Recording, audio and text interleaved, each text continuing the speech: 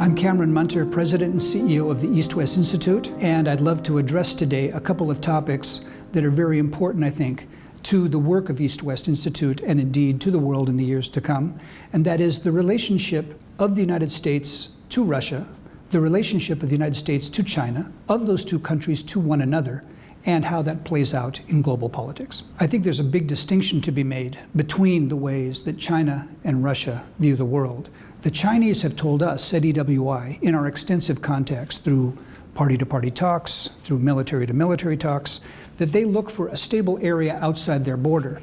They see that they have enormous tasks to take care of, and they want to see a surrounding that is coherent, predictable, and the kind of surroundings that they've had for the last 20 or 30 years that have been such a benefit to them as they've grown. In Russia, you have kind of a different situation. You have a country that feels, fairly or not, that over the last 25 years they've been aggrieved, that the outside world has made things more difficult for them, whether it's the expansion of NATO or the condemnation of what they see as a legitimate fight to reclaim Crimea. So whatever we think of Russia's claims, that is very clear to them that what is outside of Russia perhaps needs to be changed. So the distinction I draw is China believes that it needs a stable surrounding in order to achieve its domestic goals. Russia believes, or many in Russia believe, they need to alter the situation outside Russia in order to achieve their domestic goals.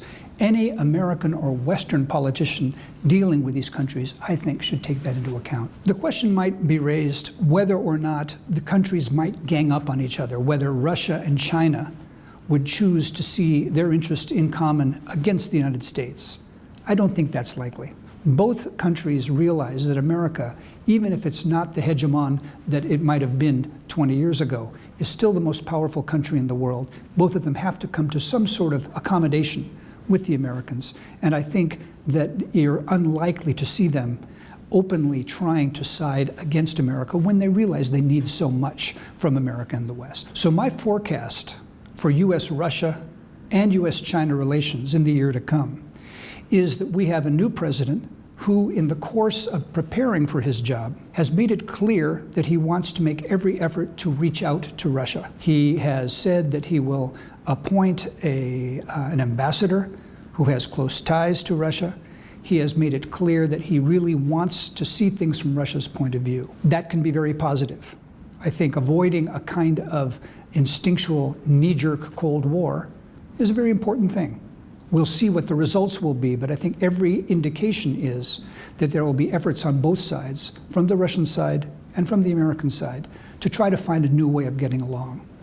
It's a little more murky, in my opinion, with China. President-elect Trump's phone call to the president of Taiwan and that discussion was unprecedented. It raised a lot of questions about the relationship, which for many decades has been very stable, between the United States and Taiwan, between the United States and China. So I think it's much more unsettled and unclear whether the relationship between China and the United States will be as predictable and as strong as it's been over the last couple of decades. In sum, I would say there's reason for hope of efforts for a better relationship with Russia, but reasons for concern that with China, things may not be as predictable as we thought in the past.